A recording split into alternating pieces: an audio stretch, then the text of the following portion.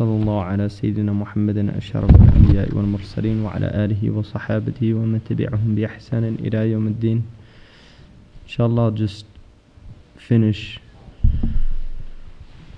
these principles that we were going over yesterday. After the 5 dominant principles, Izz ibn Abdus Salam, who's one of the great scholars of usul, said that he's reduced all of the principles of usul to 2 principles in Shari'ah: the accruement of benefits and avoidance of harms. So everything in Shari'ah is either to accrue benefits or to avoid harm for the human. And then some added to that in fact really only one is considered, which is benefit, because even avoidance of harm is a benefit. Now in terms of ease and facilitation, there are basically 7 reasons for it. One is traveling. So when a Muslim travels, because of the nature of traveling, there's a hardship in it. That there's ease made, facilitation made. For instance, in the prayer, we're able to shorten the prayer. And shortening the prayer, although it's a rukhsa, it's considered a sunnah. Unlike, for instance, breaking your fast. Breaking your fast is permissible, but it's not a sunnah when you travel. So you can do it, but shortening the prayer is actually a sunnah when you travel. So it's encouraged, even if you don't have any hardship, to shorten the prayer anyway. And then illness is another reason for ease, marad. If somebody becomes ill, then rules change for them, because they obviously can't fulfill the same functions that a person who is healthy can. And then the third is coercion, ikrah. A person who's being coerced into things can even to the point where they can deny their Islam, if that's going to benefit them. So if somebody was threatening to say that they would kill them if they were Muslim, then they could say at that point that they're not Muslim, as long as the Qur'an says their heart is content with Iman. And then another is forgetfulness, that one of the things that the Prophet ﷺ said, that the pen of responsibility has been raised from 3 in my ummah, from the child until they reach puberty, the sleeper until they wake, and the mad person until they become well. And then in another hadith he said that Allah does not take my ummah to account for their unintentional mistakes, their forgetfulness, or what they were forced or compelled to do by others without choice. And then also ignorance of a judgment, jahal bil hukm. So in certain situations that there's a reason, that's a valid reason. If somebody really doesn't know, and it's not something that there was necessarily, if it was a fard ayn, there's things that there's no excuse for not knowing. And there are other things that there's an excuse for not knowing. And then overwhelming difficulty is usr. And this is something in which it becomes so difficult that it's really hard to function. And that necessitates facilitation. So an example of that would be like a butcher. Even though blood is najis in normal circumstances, for a butcher, they can pray with in an area where there's blood, and they could pray even with blood on them, because it would be just too difficult for that person. It's his job, and if he's working in the daytime, that's one example. Another example is a woman taking care of small children. Even though she needs to be vigilant about the uncleanliness of urine and these things, because it's so difficult for her to do that she's excused. If she prays and there's najasa on her clothes, then that's overlooked. And that's an example of usr, facilitating ease. And another is when things spread to such a degree that the whole community is affected by it. For instance, now paper money, right? Usurious money. That's That's how the world is doing their transactions. So for you to completely disengage from that would create an undue hardship on you, a type of usr on you, so that at that point then there's ease facilitated for you. And then another is, the seventh is deficiency, which is called naqs. And this is that Allah subhanahu wa ta'ala lets us know that there are situations where there's deficiency, and that's a valid reason for excuses. For children, for instance, why there's no taklif for children. The lame, right? If somebody is physically incapable, they don't have the responsibility of jihad, of doing things, defending the city if they can't. Somebody who's blind. These are deficiencies that are recognized by Shari'ah, and there's absolutely no blemish or fault on the person who is deficient. And also women concerning livelihood, that women are not, because of the nature of children, the bearing of children, raising of children, Allah has excused women from the hardship of livelihood, of earning a living, and put that responsibility on men for that reason.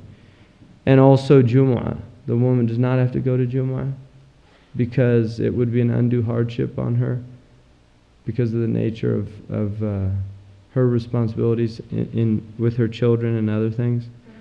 Yes. Would that then fit under overwhelming instead of under deficiency? Well, it goes under naqs.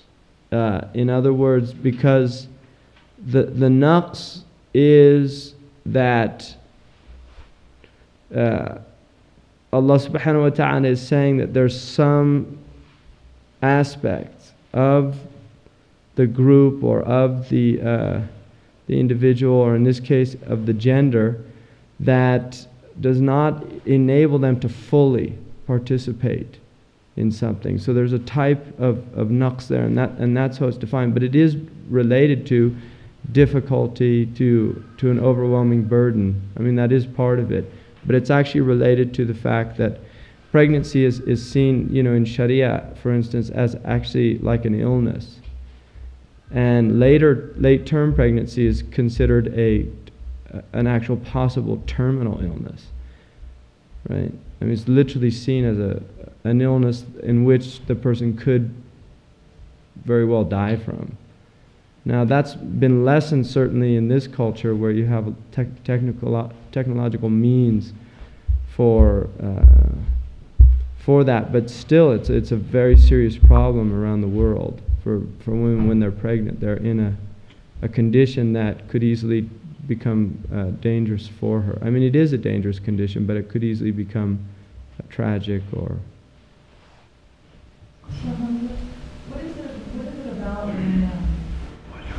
when dealing with these things? Because like if a blind person were sitting here, they probably wouldn't consider themselves, under that definition of being deficient, although they knew that they had... That's a very modern thing. You see this idea, of saying, that they're visually impaired or visually challenged, or... I mean, this is a very modern idea, and I know that a lot of us have been kind of indoctrinated in schools and things about this, but it's really denying some very obvious facts about reality.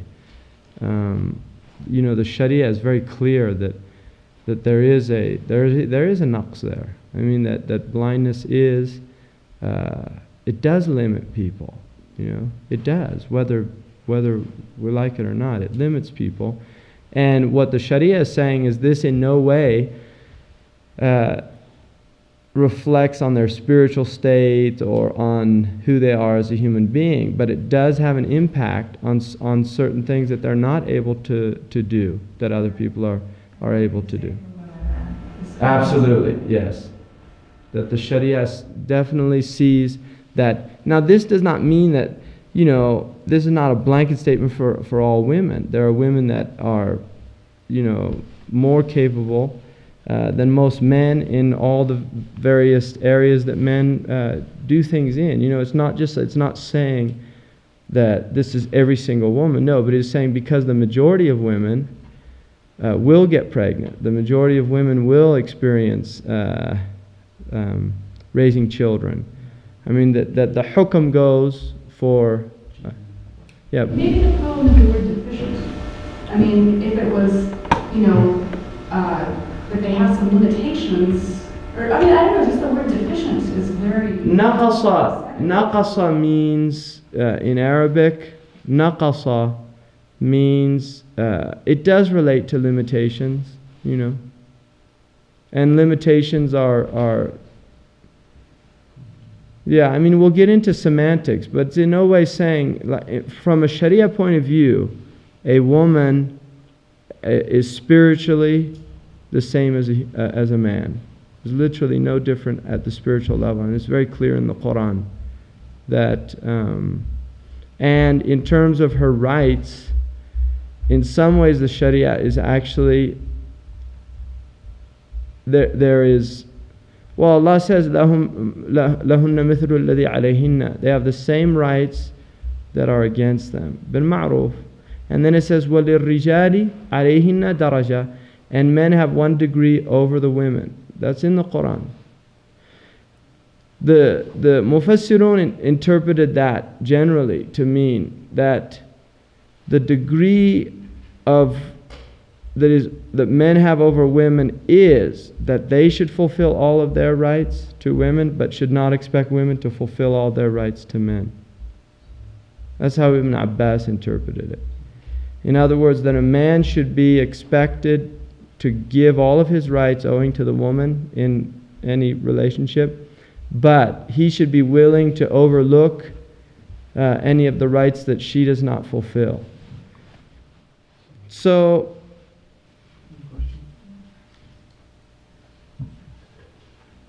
there was a hadith about the Prophet ﷺ saying the women, not the women, the majority of people in hell will be women. Is that true? There is a hadith that says that, and it's called ahad hadith, and which is a hadith of singular narrations. It's not a mutawatir hadith. And the thing about hadiths with singular narrations is that they cannot be used for a point of aqidah. And in other words, they cannot be used to give us a judgment or a fixed principle about the aqidah. And the next world is called the ghaybiyat or sam'iyat, is related to aqidah. So really the hadith cannot be used to as a way of proving something about the aqidah. Generally, what I've seen is it's been used as the reason that was given was called kufran al-mu'ashara, which is that it was a warning, the hadith was a warning to women not to show ingratitude about mu'ashara, which is marital relationships, that they should be reminded to show gratitude and be grateful.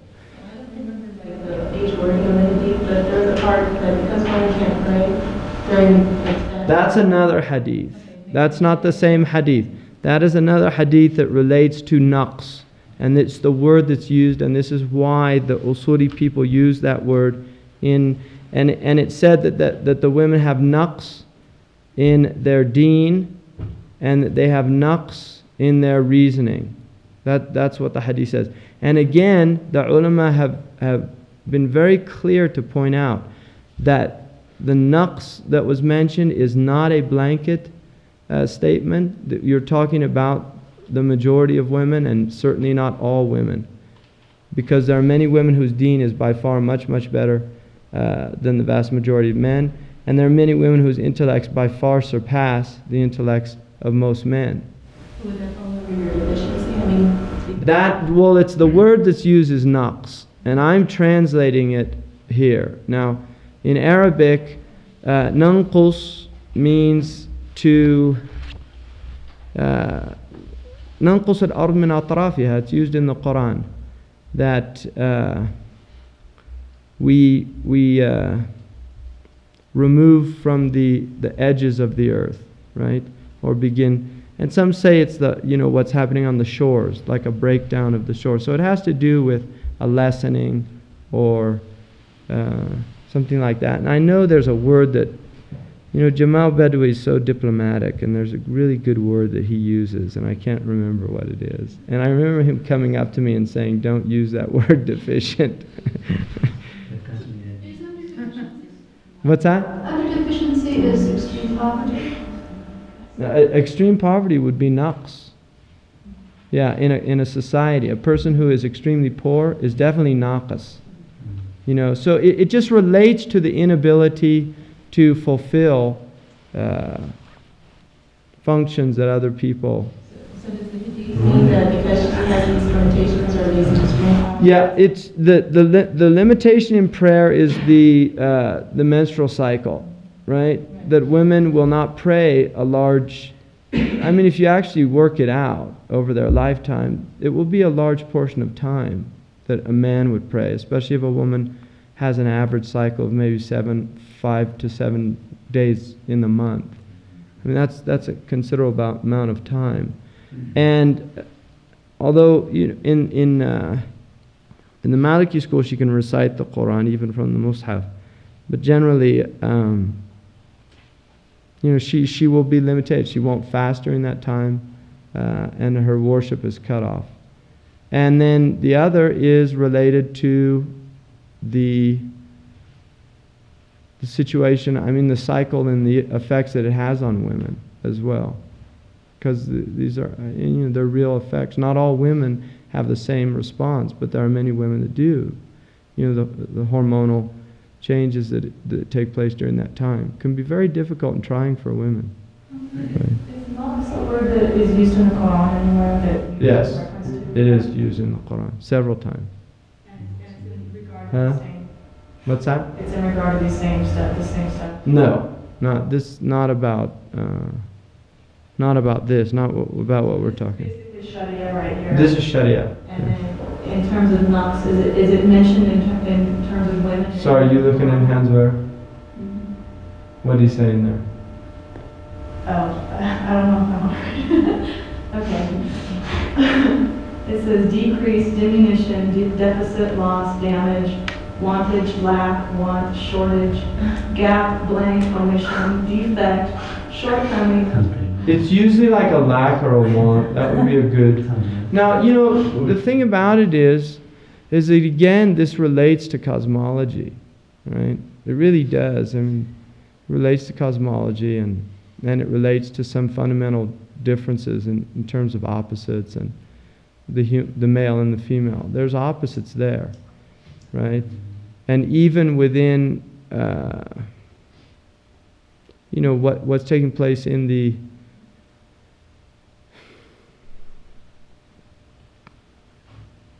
Allah says about, وَمَنْ يُنَشَّأْ فِي الْحِلْيَةِ وَهُوَ فِي الْخِصَامِ غَيْرُ مُبِينٍ. About being raised in, and I think there's some socialization that's involved here, definitely. The idea of women being raised with ornaments is mentioned in the Qur'an. That in most human societies, women are raised with ornaments. The idea that that a woman, if she ornaments herself, that it's an addition, right? It's an addition, whereas a man is not ornamenting himself. See, a woman who's ornamenting herself in a culture, if she puts on earrings, if she puts on a makeup, if she's doing these things, then there's an addition there. Whereas the man is not doing that, so there, an addition of ornament. A zina. No, the Qur'an doesn't say it's bad, but it points it out, because what the Quraysh were doing is that they were saying that many of the idols they were worshipping were female by nature. Lat, Uzza, Manat. They were female idols. And Allah said to them that, why is it that you take as gods that which you yourselves ornament? Yunasha'u fil hilya. Right? And the idea that what the Qur'an was articulating there is that what you're saying in your ornamentation of the women is that there's a want there. And that negates divinity. that there's no want. That, a God, an ilah, has no needs. And the idea that if you ornament something, that there's a need, there's a lack there. So it's not something that's imposed by socialization, or is it There is. State that our fitna is a naqs? I think there's the ayah, the way that it's articulated is one, that it's used in the passive form, yunasha'u, which would indicate that there's definitely some socialization going on, which is not necessarily a bad thing, but there's definitely some socialization going on. But also, from the Shari'ah point of view, given the nature of pregnancy, the nature of childbirth, the nature of the need for raising children and these things, that this limits the activities of a woman. And if she's not fulfilling these functions, that there's actually harm to the society itself. I mean, in this culture, I personally, although this culture has, in the idea that men can raise children and these things, I think that there are men that probably could develop within their character, nurturing qualities and characteristics, but they certainly, given the vast majority of men that I know and I've known in my life, if I can make a sampling, I don't think they have anywhere near the nurturing qualities that women do by their nature, which does not mean there's a lot of women that don't have those qualities and certainly have lost those qualities. And if you move to other cultures, you will find that those qualities are still very much enhanced. And so, there's definitely within the Islamic teaching, I think there's an honoring of those qualities, right, in the woman. I mean, the Prophet ﷺ said, حُبِّبَ إِلَيَّ مِن دُنْيَاكُمْ ثَلَاث. I was made to love from your world 3 things, and one of them was women, an-nisa. And that is not in any way a sexual love. Astaghfirullah, hasha. He loved the qualities of women. I mean, that is something the Prophet said, that he loved from the world the qualities of women. And he is called Rahmatan lil Alameen, a mercy to all the worlds. And Allah says, I took the word mercy from the word womb. So the source of mercy is the womb. And he's called a Nabi al-Ummi, the prophet from the mother. Right? So what you're saying is actually that man has deficiency in other ways, basically. Absolutely. But it's the men's deficiencies are much more batin, whereas the women's deficiencies are much more zahir. So this is where you get into cosmology. The interior of women is generally stronger than the interior of men. The exterior of men is stronger than the exterior of women, generally. Well, I'll give you an example. When I worked in hospitals, women endure pain much better than men. Just to give you one example. I used to always amaze me, you get these big, giant kind of tattoos all over the place. And, you need to do a needle stick. And these big men, whereas the old lady would just put her arm out and not, say anything. Qazwin, Rumi tells a story about the man from Qazwin. He goes to a tattoo artist and he says, right? He says, make me a lion. I want a lion right on my back because I've got Leo rising, right? And so he says, and just make it really a majestic lion. And so the tattoo artist puts the first pin in and, what's that? He said, it's the tail. He said, no, forget the tail. We don't need a tail. So then he starts again. He says, what's that? And he said, it's the rump. He said, no, forget the rump. We don't need a rump. And then he starts again. He says, what's that? He said, it's the stomach. He said, no, he can do without a stomach. And he goes on, and the man just can't take it. And so finally the tattoo artist just throws the needle down, and he says, look, even God didn't make a lion like this. All right? So,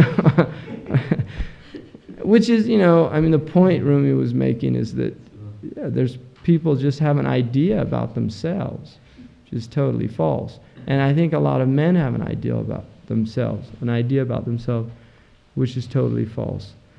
So the Sharia in no way is setting up antagonistic opposites, right? It really isn't.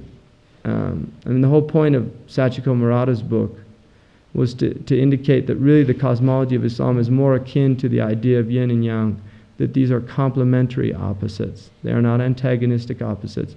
In the West, there has been an antagonism set up between the male and the female. And this has resulted in literally the war of the sexes, in a lot of really serious problems.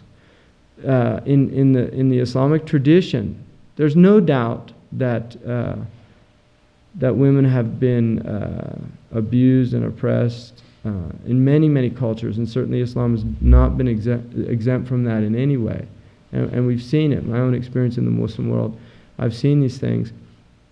But the actual tradition itself, in fact, is, and the fact that there has been an oppression is an indication of something in itself, of the nature of weakness and strength outwardly. And there are many verses in which Allah warns the man, and the best example is the actual verse which is in Surah An-Nisa about if a man is disciplining a woman who's disobedient, and it says that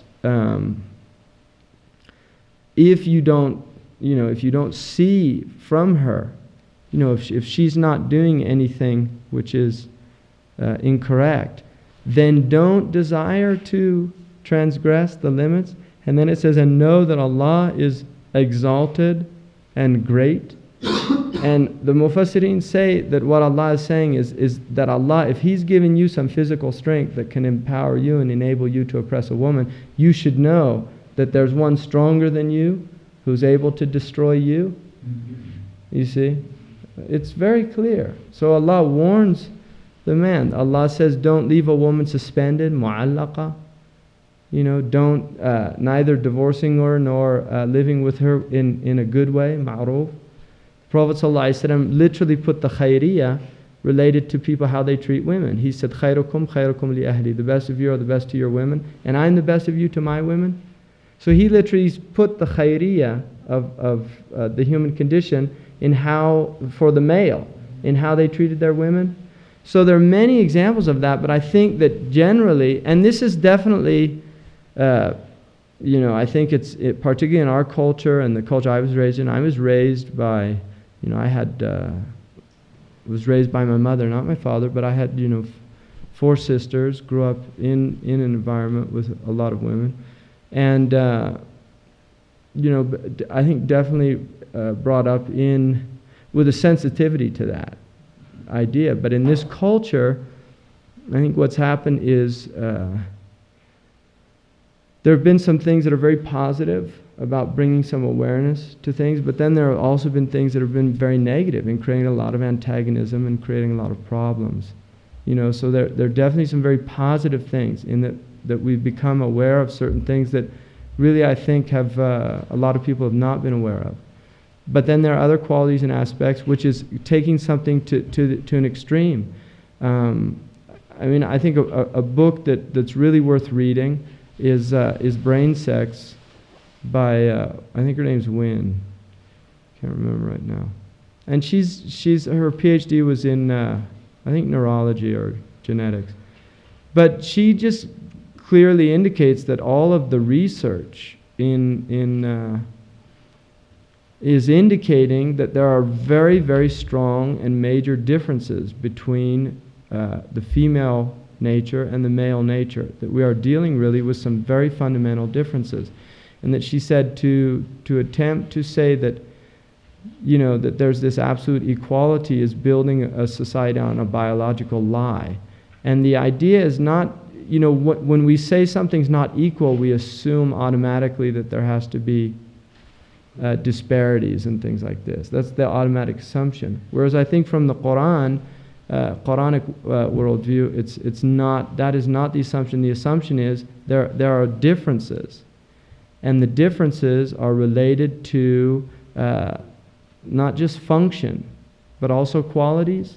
I think personally one of the reasons why the Qur'an does not in any way encourage the idea of a woman being involved in witnessing and in blood and these type of things is actually in sense a protection of something that is inherent to her nature, which is mercy. Because the nature of a witness is that they have to lose their compassion, they have to lose their mercy and become this kind of objective, non-biased, this is it, I don't care what happens to this person. You know, it's very interesting, which is easier for men. They've done these studies like at Stanford where they hooked men and women up to all these PET scans, and then they would tell really sad stories. And the women's brains would just become totally activated, right? All these centers would be activated from these stories, and the men's wouldn't. You know, it'd be just like, you know, so what? You know, somebody died. Really, it's very interesting. So the women, there's a compassion there and an empathy to people they had no knowledge about.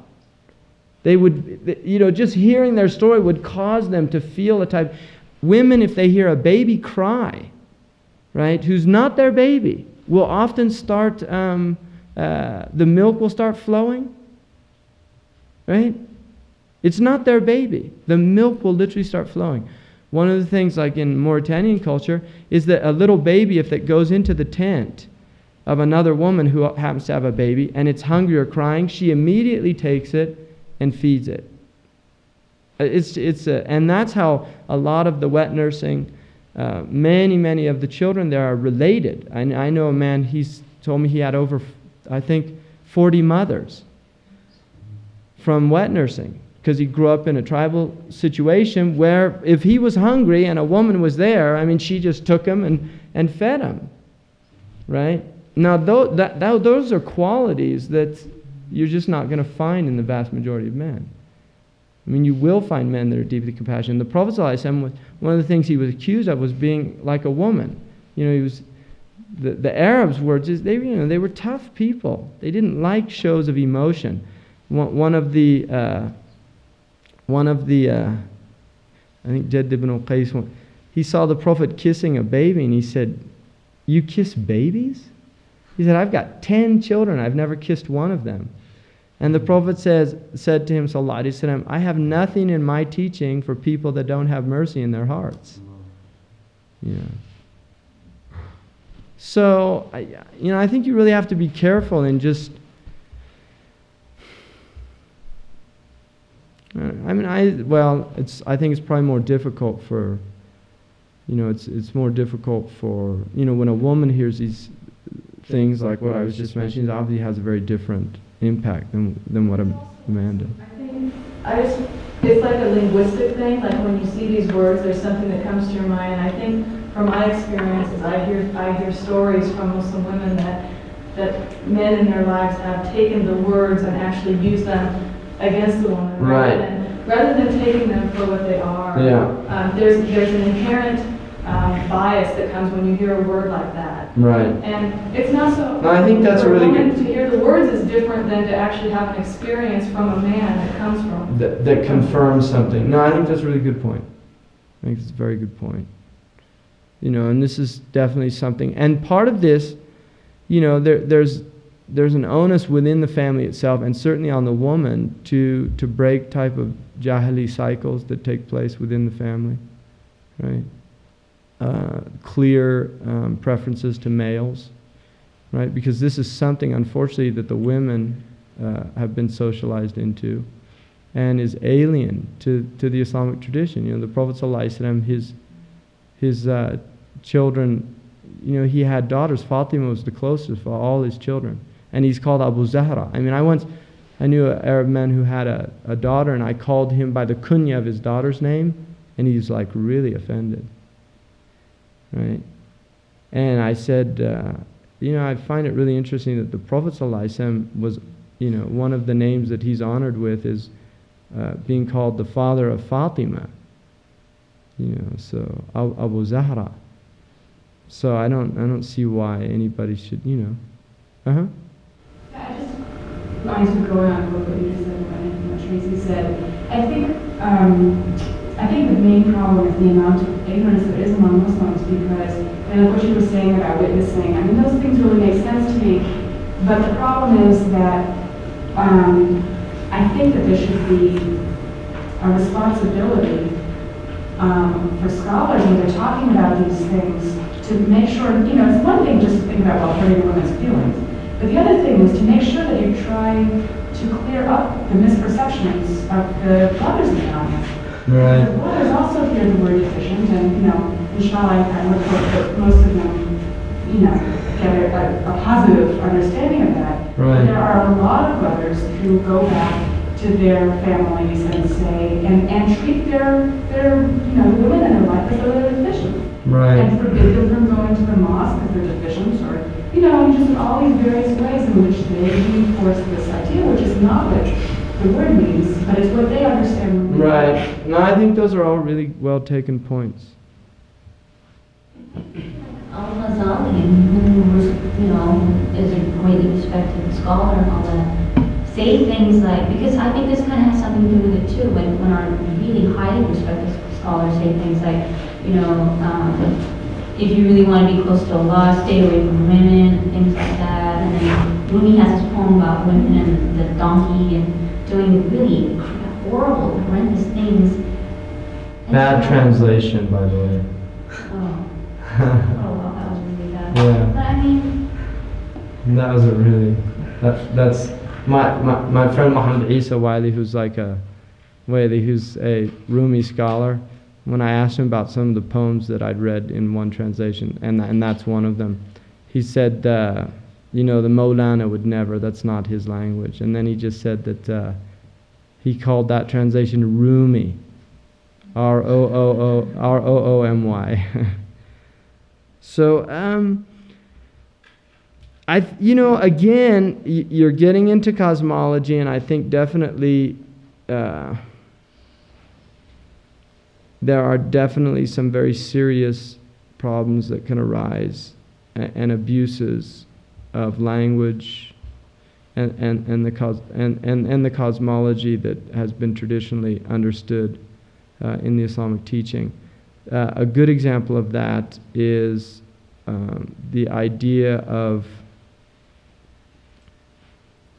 within the Greek and particularly the Hellenistic Christian tradition, women were seen as evil. And I read once a story about an American man who went to a monastery, Greek Orthodox monastery, on one of the islands, and you have to go up on baskets to get up there. They're like up on top of cliffs, and you can't get there without being hoisted up in a basket. And he said that he was there with this monk, and they were looking out over the Aegean Sea, and he was feeling very spiritual, and he was wishing that this monk could communicate some truth to him, but he couldn't speak Greek. And he said at that point, the monk said to him in English, "Women evil." And he said it just was so kind of disturbing for him, right? And that was the idea, that a monk, in a sense, that was part of what he was fleeing from, right? And the Prophet ﷺ really nullified all of those ideas. Salama, he took counsel with. It's unheard of, right? On the day of, when they went to make the Hajj and then they were prohibited from making the Hajj, well, they made an agreement, and one of the agreements was that they would go back and not make Hajj. And Omar was furious. In fact, it was really the only time Omar really, he challenged, in a sense, the Prophet ﷺ. And that was the day that the only person that didn't was Abu Bakr from the men. And he shook Omar and just said, "Look, do you know who he is? He's a messenger of Allah. You think he's doing this from himself?" But the Prophet went in and he told Salama what was happening. And Salama said, you should go out and you should shave your head and you should sacrifice your hadi, which was the right. That's how they would have completed their Hajj. Just do that as a way of, making the people feel that it's not in total loss, that they've come and they came with the intention of doing Hajj, and inshallah Allah will reward them with the Hajj. And that's what he did. The Prophet took her advice and went out and did that. And there are many examples of that. You know, the Prophet ﷺ had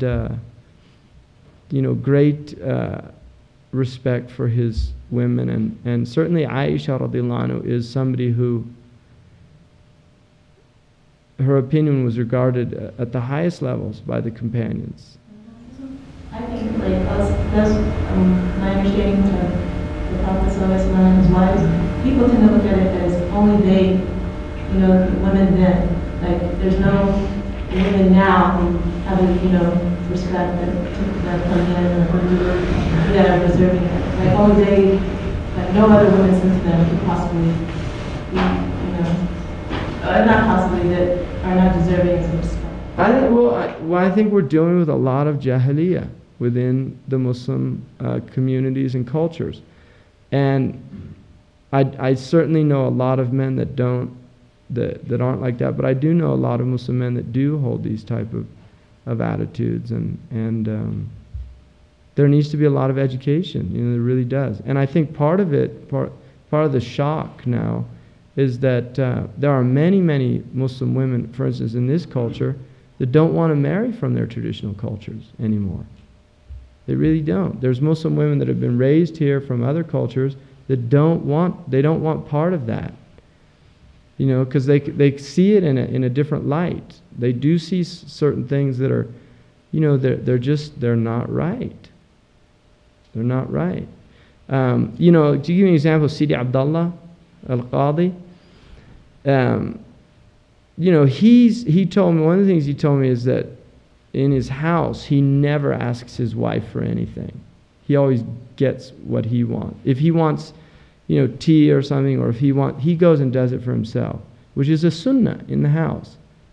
He told me she's got 5 children.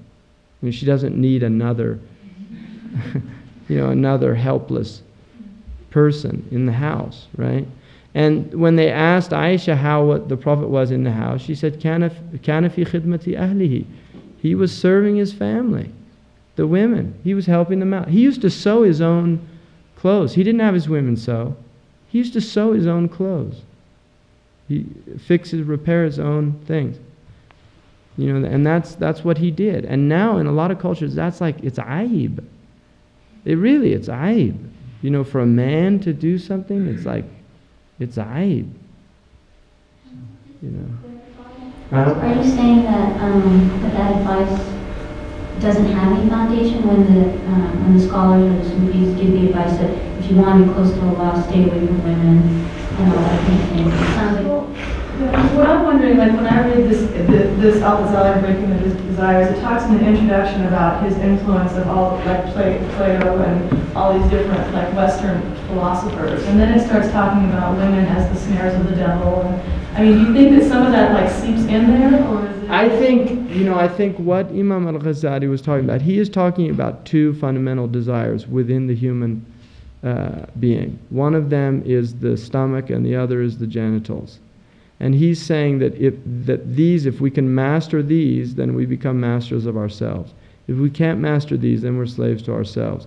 Now, for a man, those relate to, one of them relates to their desire for women. Zuyyina للناس حب الشهوات من النساء, and that's one of the things. Now, that ayah is equally as applicable to women as well in relation to men, right? I think that what is being said there can be equally applied for women in terms of men in relation to men. Although men definitely have a more difficult time, right, in these matters than women. And this is changing in the modern times, particularly in this country. But that is not something that has traditionally been the situation. Men are weaker in these matters. In fact, it very clearly says in the Qur'an, خُلِقَ الْإِنسَانُ ضَعِيفًا, that man was created weak in relation to women. That the women have a strength that men don't have. And the Prophet ﷺ said, for instance, that a woman's capacity for sexual enjoyment is actually greater than a male's. And in one by 99 parts. And he said, except Allah has made modesty so overbearing in a woman There's a modesty that Allah has placed in women that He didn't place in men, right? And this is why it's quite rare in cultures all over the world. You know, I mean, you don't find women traditionally doing a lot of the crude things that men will do, you know, in relation to these things. So it's certainly not talking about, it is talking about the idea that a man must learn to control that. And if he doesn't, then he is susceptible to losing himself. About what? You said something about What's that? men Yeah, being- what's that in Ali Imran? It's in Ali Imran. It means that, you know, for men, it has been made beautiful to a man, the lusty desire for women. That's something man is attracted to. But Allah is saying that that's something he needs to overcome. You know, but there's definitely, that is a very strong attraction within the male species, right? And this is part of the reason is that the hijab is, in a sense, really, the onus has been put on the woman out of the weakness of the man. For instance, a man, now look at this, a man can walk in the street with his shirt off. Now, it is not permissible for a woman to look at the man's chest if it's an ajnabi man. But the onus wasn't put on men because women are not seen. You know, Allah is saying that they're not as weak as men are in that area, that type of attraction. I mean, women, really, most women, certainly traditionally, and I think still to this day, are just, they're not just, you know, they're men that'll just go off. If they see a woman, they get seduced. There's a tradition about Dawood alayhi salam saw all of these worshippers, and he was admiring them. And Allah said, if I sent one woman to these men, they would just go off with her. You know, in other words, you think they're great or bad, but the reality of it is you know, they don't have an inner strength, right? So that is the type of weakness that the male has been given. I think males are more aware of it because this is our, you know, this is our experience, right? And it isn't the female experience; it's the male experience. Now there are female experiences that we're not aware of, right? I mean, this is the human condition. Now I had a teacher who was a male feminist. He was teacher that taught me epistemology, and one of the books we had to read was Towards a Feminist Epistemology. And one of the things, his argument was that it's impossible for a man to understand the feminine condition. I mean, he just felt it's impossible. We can't do it. We're incapable of understanding it. And I disagreed with him in that I said that I think that the essential experiences for instance, there are many women that have experienced oppression, right? Now, although I cannot experience the female experience of oppression, I know what oppression is and I know my reaction to it because I have been oppressed, and I think everybody in this room at some time in their life has felt oppression, and they've felt the experiences that go with it, right? So we do have bonds and connections. You know, we've felt pain, we've felt anguish, we felt love, we felt hate, we felt jealousy. These are shared human experiences. And these are things that can bind us and keep us together. Feminists came to, you know, one of the sheikhs and, you know, said it's very unfair that, you know, when you have the salah, you know, that the men are in front and the women in back. Right. And the sheikh said, well, why don't you put the women in front and see how the men do? You know, right, they'll lose their prayer. You know, because they won't That's true. You know, That's true. I mean, the fact that women are behind the men, it's a clear indication there that is not a major distraction for a woman in the way it is for a man. So most of the statements about, you know, when you say women are snares of evil and stuff, it relates to an inherent flaw in the male. It's a fundamental weakness in the male, right? It really is. It's not about the woman. It's in fact something about the male. What's that? Why is it worded like that? I mean, that doesn't make sense to say that women are evil. No, the Prophet ﷺ never says that women are evil. There's no, and also another thing, these are bad translations because a lot of times they talk about shar, and I mentioned that shar in Arabic is not a moral. It has to do with more with a want than it has to do with the idea of evil, right? I mean, there's some, I've seen this in the Muslim books, and personally, it bothers me, you know. Is Al-Ghazali just saying that both men and women should have purified parts before they get married? Is that what he's saying? Definitely, they should at least be on the path of attempting to purify their hearts. You know, I don't think that you should delay marriage until you have, feel like you're in a state of purity or ikhlas or something like that. You know, you might end up getting married at about 60 or 70. Right? And Allah's also made, there's natural attractions. Lust is part of the human condition. That is a natural attraction between a male and a female. That's not something abnormal. It's not something bad. What the Shari'ah is saying is if you can't control that, you're in trouble. You have to be able to control it. Then the idea is that you will not be susceptible to falling into something that is a major wrong action. Because your taqwa, the mechanism within your soul, will prevent you from doing that. Why does it seem like the woman is controlling it for both themselves and themselves?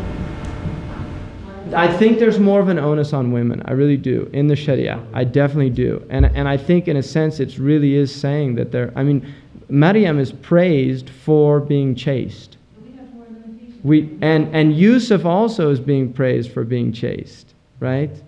But really, when you think of chastity, you think of Maryam, alayhi salam. Before you think of Yusuf, that there's the afifa, what's called afifa, it's something that is very, very, and then men have a type of veiling that women don't have, right?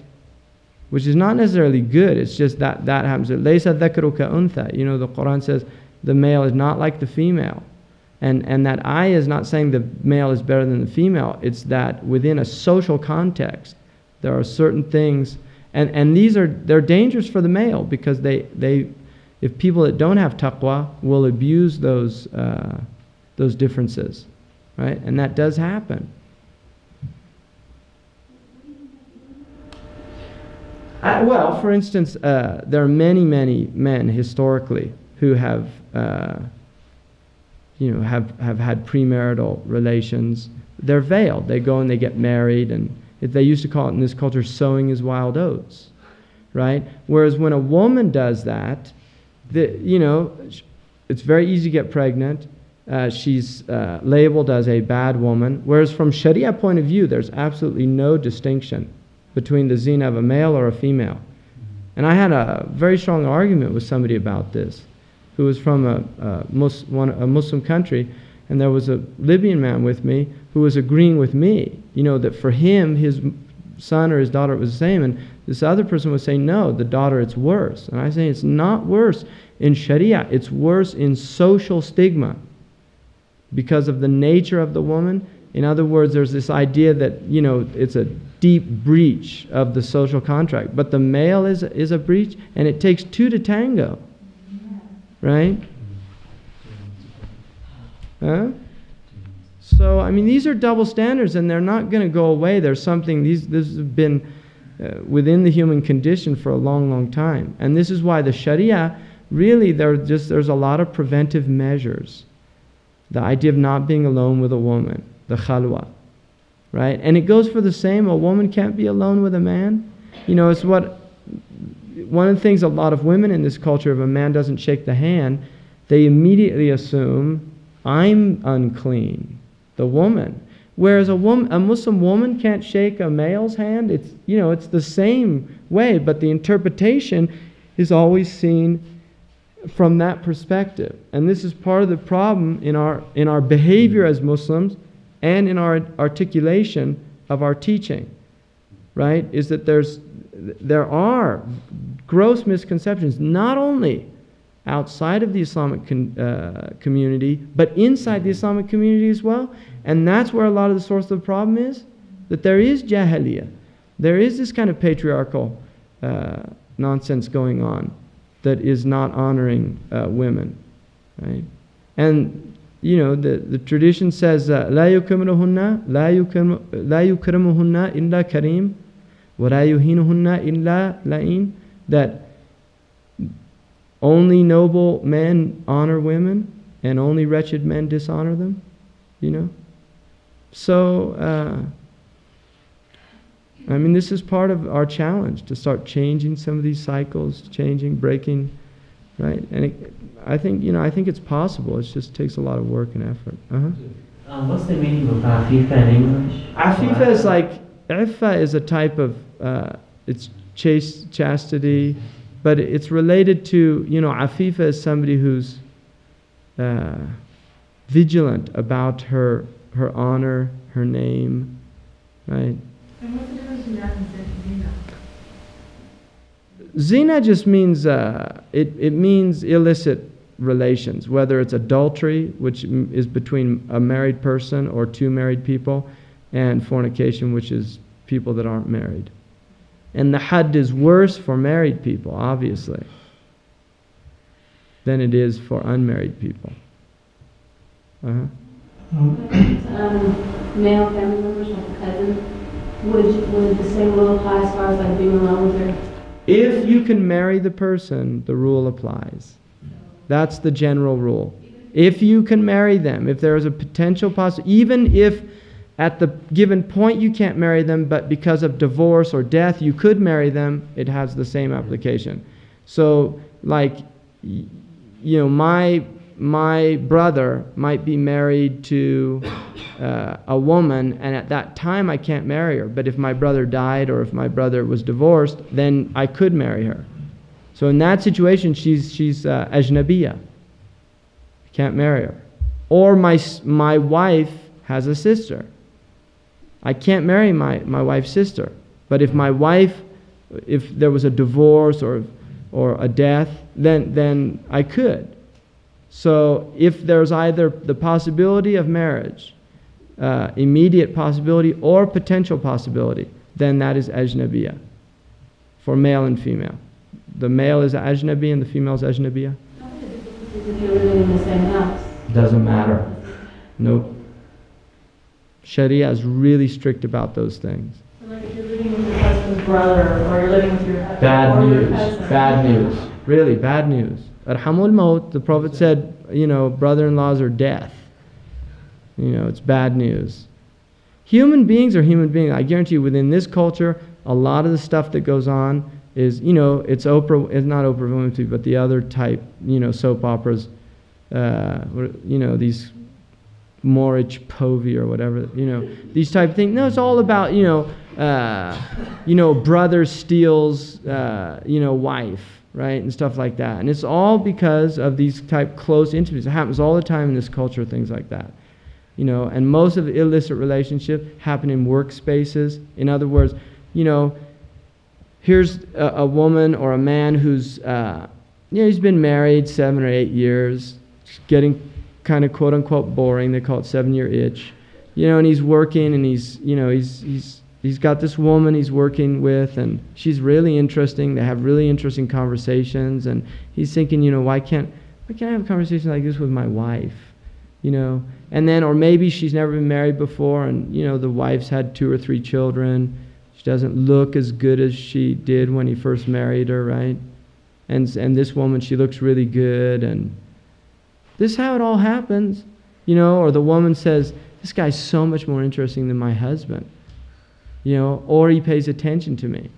Like I was on the airplane, and there was this woman with her husband was sitting across from me, and they had a couple kids, and he was reading.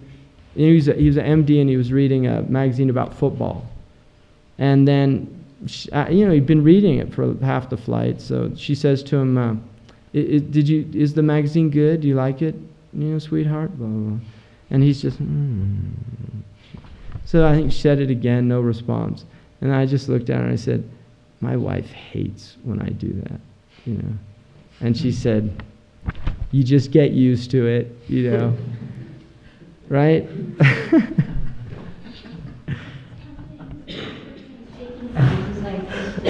My wife actually counts because I have this kind of delayed, you know, my reticular formation picks up the, you know, after about 10 seconds. So she'll ask me a question when I'm reading, and then she'll just say 1, 2, 3, 4, 5. And then for about 10 seconds I'll say, oh, I think this or that, you know, and she just shakes her head. Is it in this culture to shake hands with the man, since in this culture that's just the normal? Well, see, that's an example of urf that goes against the Shari'ah. Yeah. What's the question? You're not supposed to shake hands with people. I mean, that is the hukum, you know, and sometimes, you know, that's a really difficult one. Just sometimes, because it's almost like it's become spontaneous, you know, it's just, and it's really hard to, somebody puts their hand right in front of your hand. And I mean, I had one of my sheikhs who has a lot of taqwa, but he had to go, he went on this, you know, he was sent by the government to Russia, and he went to, I think, Kazakhstan or one of Nuristan, Kazakhstan, I think, and he was really bothered by, you know, the protocol and things like that, because he was representing the United Arab Emirates, so there's, you know, diplomatic concerns and things. But he, when he got to Kazakhstan, when they came out, you know, they were shaking the hands, and he came to the wife of the president, you know, and his hand was there, and she just went like this, you know, like, I can't shake your hand. So it was kind of, he said it was a big shock for him, just to kind of, he said, astaghfirullah, you know, that the woman didn't want to shake his hand because she was a Muslim. What do you do in that situation? But there was a situation That's a big problem, and I think the most important thing is to try to explain. It could actually become an opportunity for da'wah. I mean, I don't think you have to go into the fact, you know, well, did you know that sexual pheromones are transmitted through touch and things like that? No, because there was a situation where there was a mosque and they invited the neighbors for some Eid, you know, lunch or brunch or something, and then, you know, some of the ladies came over and, you know, she stretched out her hand, you know, to this guy, and he's like, I can't touch you, you're a lady, you know, and she got so offended. Yeah, no. She got so offended, she said, I'll never ever come to you Muslims ever, I'll never, you know. So, I mean, yeah, it's a very counterproductive. sensitive issue, and I think there definitely needs to be more awareness within the community. And one of the things is, that's part of the thing about going to high schools and going to and explaining, you know, there's opportunities like 7th grade, 9th grade, going to high schools, explaining to people and bringing up that issue.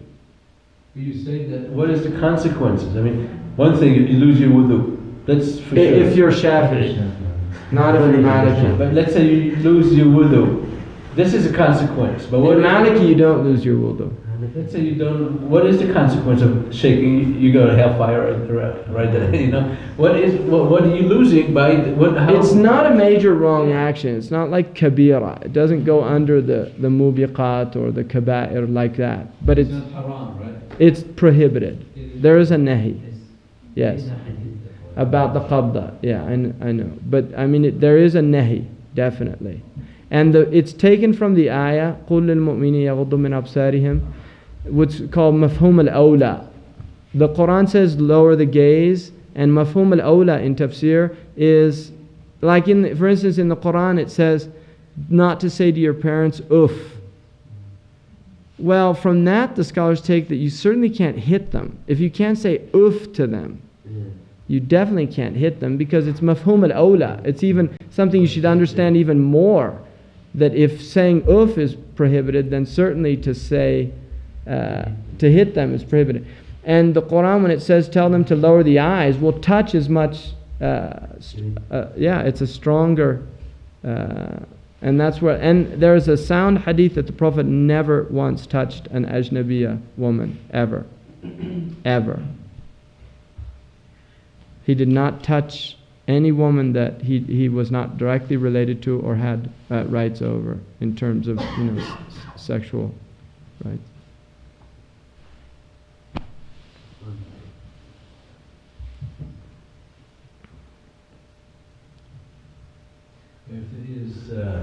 Is tradition of what happens if you do touch a woman, you lose or not lose your wudu. That means that there's a place for it. If they talk about that if you touch a woman, this happens. Well, because people do it, and you find it in a lot of cultures, even Muslim cultures, like Morocco is a good example. It's an urf there. Doesn't mean it's permissible, but it does happen. You know, it's very common. And there's not a, you know, there's no, you know, sexuality involved in it or anything, but it's a barrier that the Shari'ah has put there between males and females. From what I recall, I believe there is a narration, hadith, riwayah about the severity of the punishment of someone who does touch an ajnabi. Well, you have to get into what's intention and things like that. You know, إِنَّمَا الْأَعْمَالُ بِالنِّيَّاتِ. And yeah, there are some strong hadiths, but again, you know, you just, I don't know, there's something that one of my sheikhs called fiqh al-waqi', which is the jurisprudence of reality, you know, and recognize that there's a lot of people that are just, you know, it's part, within this culture, there's situations where people find themselves in, you know, where things are compromised. It's not in any way saying it's right or correct or things like that, but these are situations that need to be remedied, and the way that they're remedied is through education, information. That is the way they're remedied. But in that immediate situation, wouldn't that be considered compelling circumstances? Well, I don't know. I can't give a fatwa about that. I mean, I just can't. You know, I don't know. I couldn't. That's a good way of explaining it to someone who does. Well, what I told my wife is that you need to explain, you know, that it's, you know, it's both ways. It's not just coming. It's not the man. It's not that the woman's bad, because this is what the women. Because it's like, oh, this confirms all my fears of. Because she'll go to the woman, the Muslim woman, and she'll shake her hand. But then she goes to the man, he won't shake her hand. So she's like, you know, this is exactly what I read in Newsweek. It's true. There really are like this, you know. So it becomes this kind of confirmation for some preconceived prejudices and biases, right? And we're dealing with a lot, you know. You're not coming to a table where, oh, I don't know anything about your religion. Let's see what it's like to spend time with a Muslim. No, it's, oh, Muslim. Yeah, I've read about you people. You know, and then it's going to start, the littlest things are going to be interpreted as confirming that very thing. You know, he didn't shake my hand. You see, they don't like women. Right? No, seriously, this is the way people think.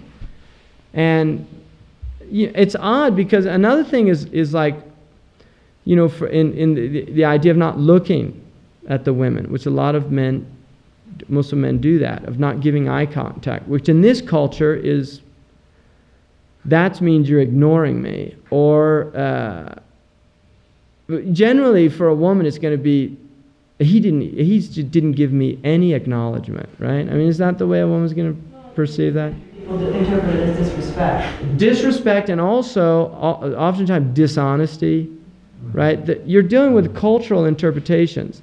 In for instance, in Latino culture, for a woman to look at a younger woman to look at a man's eyes is seen as almost like a flirtation, or, you know, that there is. In traditional Latino culture, it's disencouraged for a woman. They will oftentimes avert their glance from men.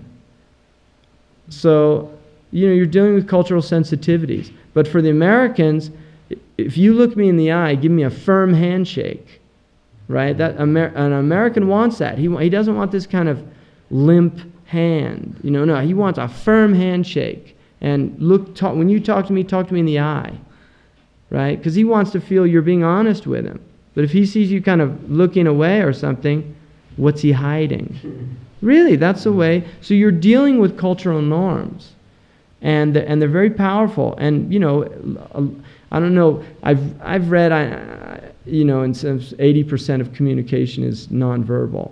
Wallahu ta'ala alam. A good percentage of it is. I don't know if it's that high, but a good percent of communication is nonverbal, and you have to be aware of who you're talking to and what sign language means, because from children, a cultural sign language is being learned. And you can't just discard it. That's why they have whole courses on cultural sensitivity. They have people that come into corporations and teach managers who are working with Indians, for instance, right? Or because Indians have a completely different relationship to hierarchical structures than in the Indian subcontinent. You don't challenge your boss. Simple as that, right? I mean, you do not. The boss is always right, right? Whereas in America, oftentimes the manager will expect that you give him quote-unquote feedback. You go to the university and they pass out a thing to you evaluate your professor, right? I mean, in the East, like in the Arab world or in Pakistan, the student evaluate the teacher? I mean, that would be seen as the height of disrespect, right? So you're dealing with very different cultural norms. And li ta'arafu, Allah created us so that we come to know one another.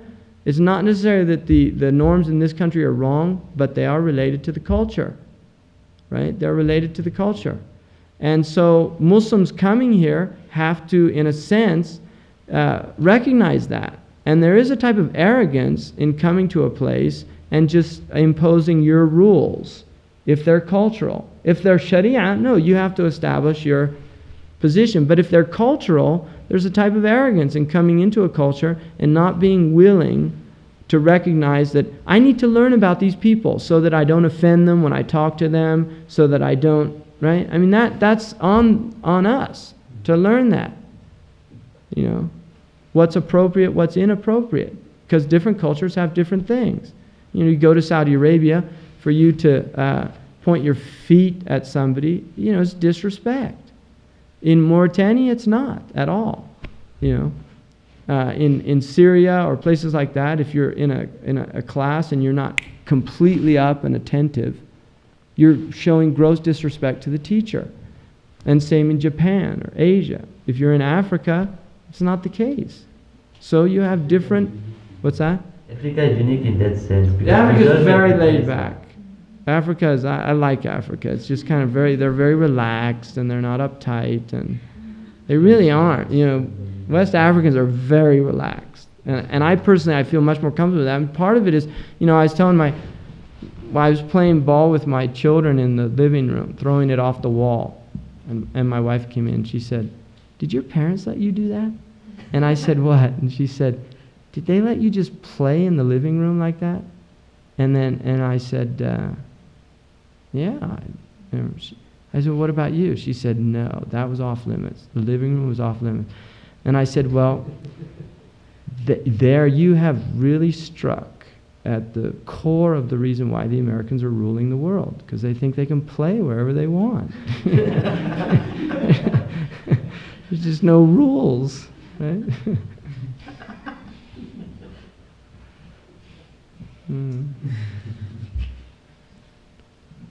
So there, you know, you're dealing with a lot of variables, and the challenge for us is to really kind of maintain to the best of our ability. Attaqullah mastata'tum. You know, have taqwa of Allah, you know, as much as you're able to.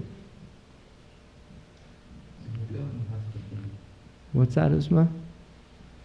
What? Didn't you say that one of the 5 categories, things about fiqh that you talked about yesterday, wasn't one of them had to do with cultural norms? Norms. Al-urf muhkam. Al-'ada muhkama. Yes, a norm is binding. In other words, and a norm is, in the Maliki madhab in particular, norms are honored. The cultural norms of a people are honored. Islam does not want to uproot cultures. It doesn't want to turn everybody into Arabs. That is not the intention behind Shari'ah. But that's after Shari'ah. Or is that if there's a conflict, then the Shari'ah is rules.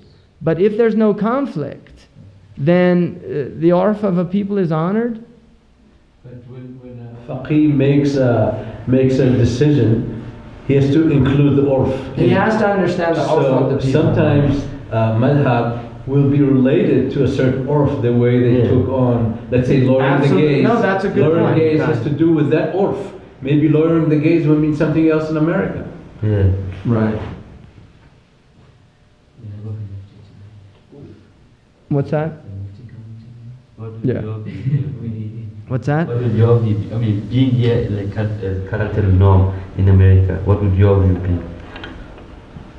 About what? As far as like lowering the gaze, or I mean, no, taking I the personally cultural norm. think that the Prophet ﷺ lowered his gaze, and that was also outside of the norm of his culture. In other words, men in his culture did not lower the gaze, but it was his character to lower his gaze, and that is indicating that there's something good in that, to lower the gaze. He did not look at men either, right? And the Prophet ﷺ, they said that his modesty was like a virgin who was still cloistered, who hadn't come out of her parents' house. And if you know traditional culture, that is a very intense modesty. And that was his character. He was like his modesty was like a young girl coming into puberty, in a traditional culture. Very, very modest by his nature, right? And I think our culture, this culture, the American culture, which I grew up in, has really lost completely the value of modesty. We look at it either as a neuroses that needs to be removed. Seriously. Like women by nature, they do have modesty, and I think it's more than socialization, and I think the children do as well. Children want to have some privacy about certain things, right? And I know somebody who told me that he raised his children, that there was no nakedness in that everything, and he said at a certain point, they just did not want to play by those rules anymore. His children, they wanted to change the rules. We don't want to be naked around you, right? So, I think that the people can do a lot of damage in trying to force, like, for instance, there's a whole thing where you have to force people to talk in front of other people, right? There's this idea in classrooms that the ones that don't talk, that's not a good sign, that's a bad sign. From the Islamic point of view, it's actually a good sign. Now, there could be some damage there. Really, you could be dealing with some trauma that related to how they were raised, and there's no doubt about that. But you could be dealing with a very modest person by their nature. There might not have been any trauma there. It might simply be that is their character, and that's a really good thing. It's a very beautiful thing, and it should be honored and appreciated, and they should not be forced to become gregarious and outgoing. You see, because the Americans they respect gregariousness, right? Really, they do. They respect, the will to power, the individual, right? Horatio Alger, go out and make it happen. And a lot of the cultures that respect a type of almost a passivity in nature, so it's just not honored here, which I think is unfortunate for the Americans, because I think there's a lot of really, and I remember once I was in West Africa, and there were these two sisters close in age, and one talked all the time, and the other never talked. And I said to in fact, the man that's coming, Sheikh Abdullah, today, I said to him, it's interesting how different they are. She talks all the time, that one never talks. And he pointed to the one that didn't talk, and it said, yeah, it seems like she's more intelligent. And I said, that's exactly the opposite of what, like, somebody would say in America. It was the talkative one that was intelligent. And he looked at me like he could not grasp that. And he said, why would they think that? I mean, he said too much speech is an indication of khifat al-aql, that there's a weakness in the aql, that silence is an indication of gravity, of a type of depth. Yeah, like even in my university classes, part of your grade is class participation. Absolutely. If you don't participate, your grade goes down. Even if the person is brilliant, understand they could get straight A's on the test, you're not participating. And that's a really good example of where an American cultural norm is going to affect. The teacher will look at you expecting you to participate because they notice that you haven't. Right. To make sure that your understanding of what is being taught. Right. Yeah, no, that's a really good point.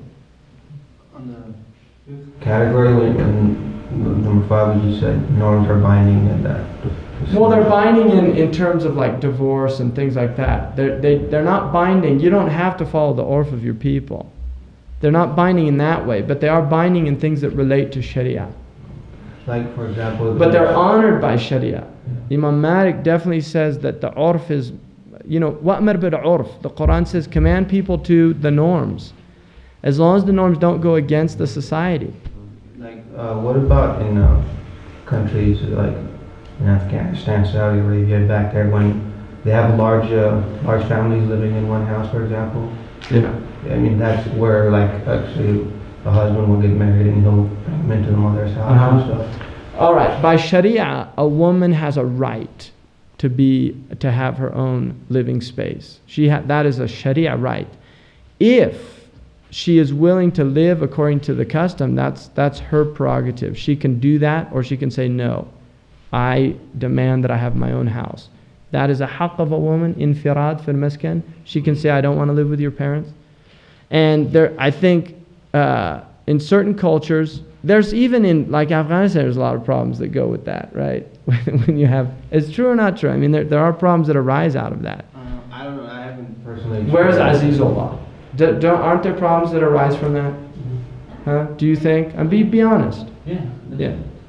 There are problems that come out of that because it's a human nature. Oftentimes you get an overweening mother or overbearing mother that, you're not good enough for my son. You're not living up to, Oh, yeah, experiences like that. No, that happens, and it can be very traumatic for a woman. That can be very traumatic for a woman. Like, I have a friend, his dad passed away, was killed actually, and he doesn't want to lose his mother because his mother lived in one house, and the rest of the children already married. Right. Have their own houses. And he also doesn't want to lose the wife also. Right. So there's a conflict. Yeah, he want to get out, but he doesn't want to say to his mother. Right. And in instances like that, you've got to fulfill your mother's rights. Does mother's rights come before the rights of your wife? No. Because Sharia rules over, the culture in that instance, right? Absolutely. Sharia is over culture. Sharia is binding unless the norm relates to Sharia judgments that recognize the urf. Sharia is saying that you've got to fulfill your mother's rights as well. You've got to take care of your mother. You have to fulfill your mother's rights, but also you have to fulfill your wife's rights, right? You can't. You can't. The wife has rights, and one of the rights is that she had. Yeah, and if that means that you provide 2 places, then that. Now a woman's encouraged to give and take there, but she doesn't have to. She would get a reward for it. In Sharia, if she did it for the sake of Allah, then she gets a reward for it. But she doesn't have to do that. Yeah. Now, obviously, if a man's mother needs to be taken care of, and he's responsible for the mother. If he's the first son, right? He's responsible for the mother. And if he's not able to do it, then the other males in the family, they're responsible to take care of the mother. Which is an honor. It's an honor. Like in some circumstances, it becomes necessary that, for example, there's no father, and the mother is just single. You can't leave the mother in a separate home after marriage. So is it like, do you think it is more... Well, you could, but if they're living in a Muslim place, you could, but it would be, it would not be customary in most Muslim countries to do that. What's that? They're not customary, as far as Shari'ah is concerned. Like you are leaving your mother outside. You should take care of your mother, right? But if your mother wanted to live on her own, if you were there where you could help her, take care of her needs and things like that, There's, as long as it's in a safe environment, things like that. But if the proper thing, given the urf of the Muslims and the responsibilities related to the mother, is taking care of the mother in her old age, that's a given in Islam. The Prophet ﷺ, one man was changing his mother's linen, because she was decrepit, and he asked the Prophet if that was birr, was that piety, filial piety to the mother, and the Prophet said no, that's just recompension. You're just doing to her what she did to you when you were a baby. Now she's in her old age. Yes, absolutely. Yeah. Your parents are your parents, whether they're Muslim or not. When we read that paradise lies under the feet of the mother. Absolutely.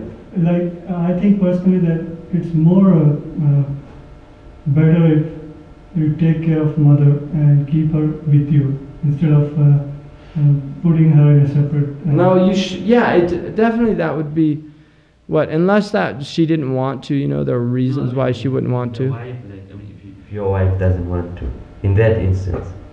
And your mother does.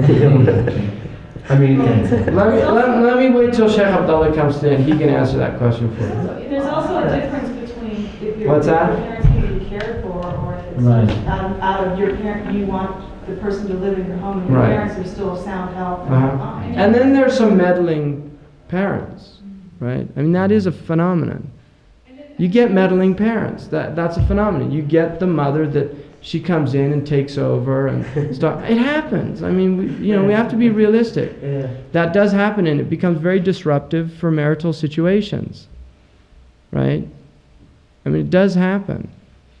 And it does, some marriages actually break down because of that. And I've seen it with my own eyes, within Muslim families. It's just disastrous, so. That's why they make the in-law apartment, where you can have some separation, but you also have it right there. The in-law apartment.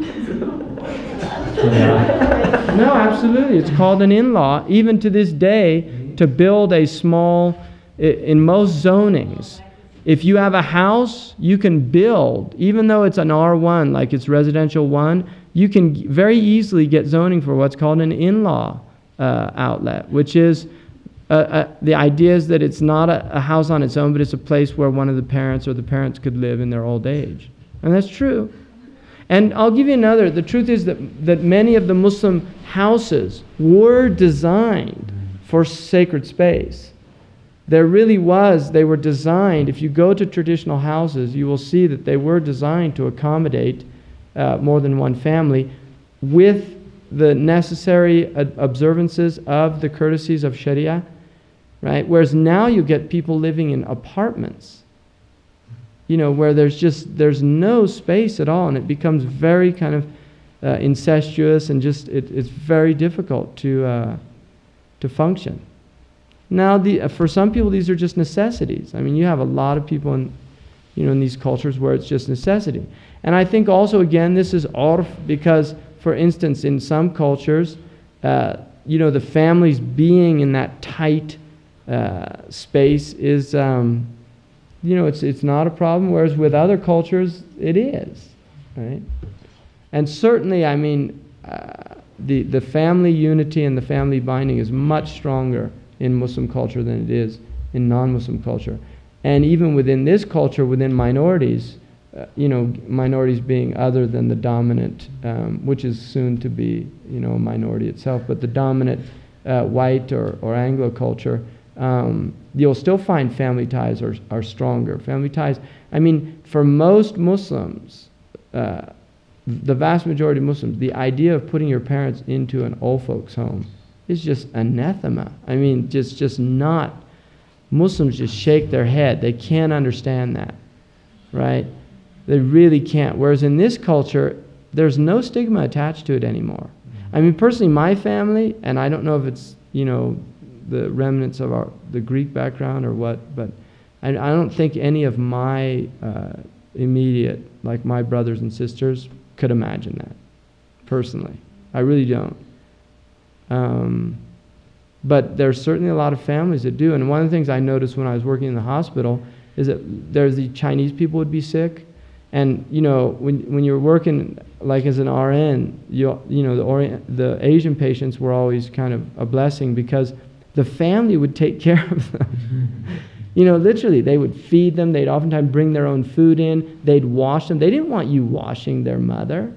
It's my mother. I don't want a stranger washing my mother. They would do all that stuff. And same with the African American. You would see that more. There'd be more visitors. There'd be more. Mexican, definitely. A lot of the Anglo or the white, they'd be in the hospital for days and not get a visitor. Very common, seriously. And I just saw this all the time. Even if they do, they prefer the nurse to watch. Yeah, exactly.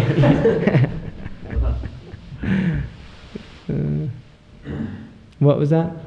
I was just going to say, at the same time, we would want to be careful about stereotyping too, because if you're a white American and you would not want to do that to your parents, I mean, especially if you become Muslim, and you don't want to do that to your parents, we would want to be careful about that too, to just not assume that because we're American, we would want to do that. No, I totally agree with that, but it's common in this culture. It's not uncommon.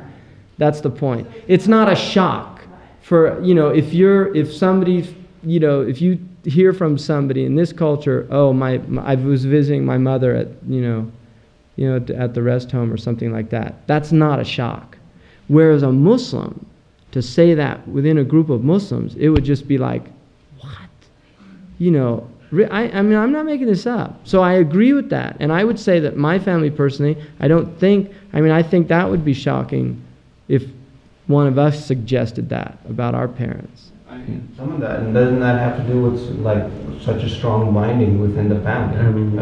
Part of that has to do with growing up together in that same house, and that attachment comes from growing up together. I think the extended family's stronger still, but that used to be the way in this country. Don't forget that. See, this is not, family in this country is. We're seeing the breakdown of the culture, right? We're seeing the breakdown of the culture. There was a time in this country that parents lived in the house. Really, it wasn't that long ago. There was a time when you did have these type of family bonds. And I think that you will see them begin to break down within the Muslims that moved to this country after it's already starting to happen, second, third generation. Seriously, don't think we're immune to it as Muslims, right? There's a term in our culture. Oh, what's that? It's called ABCD. It means American born, confused, and D means native, basically. Right. So, I think that the generation of Americans that grew up in this country in, say, the 30s and 40s, it was very different. The breakdown starts, it's a post-war, it's related to the post-war phenomenon, and it really becomes exacerbated the 60s, and then, the baby boomers coming of age. There's a lot of breakdown going on in this culture.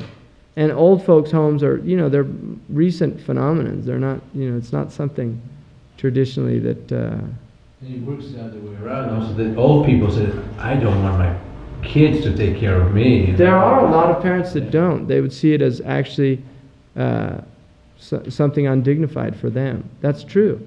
Because there's a lot, that's another thing. I'm glad you brought that up. It's a very good point.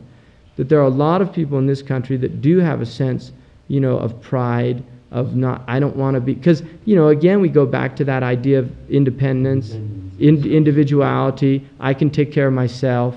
There's a very strong sense of that, sense of self in this culture. And the idea that I am going to become dependent on my children is, that's quite horrifying for many, many people. I'm really glad you brought that up, because that's another way of looking at it, is that that is true. There are people that really would rather have a nurse taking care of them than their children, especially if they could afford the nurse, And many of those people had their grandparents in their household. Right. And Yeah. Being married Islamically or legally be a cultural norm too. Like my friend, she got married Islamically, then she went also to get married Well, that's related to just certain, in Shari'ah, we're what are called, I don't consider myself in this category, but I would consider any immigrant that comes here what's called a musta'man, which is somebody who comes into a country who, if the conditions of coming into the country are that they honor the laws of the country, that by Shari'ah is binding upon them to honor those laws. If they grew up here, then I think there's probably, they should follow the laws as long as to break the laws would jeopardize them in any way. In other words, if to not pay your taxes is going to jeopardize your condition and possibly put you in a situation where you would be subject to criminal prosecution, no, you must do that. But a musta'man who comes into the country, it is binding on them to follow laws by Shari'ah. And if the laws go against the Shari'ah, they make hijrah. If they're not going to follow them, they make hijrah. Right? So technically, really a Muslim who came from another country could not be polygamous in this country. Because there's a law against that in this country. Right? Well, that's another matter, because then you're getting into that it was not a choice to come here. And then really at that point you either make hijrah or you should, you should live within the laws of the land. Sharia honors law, definitely.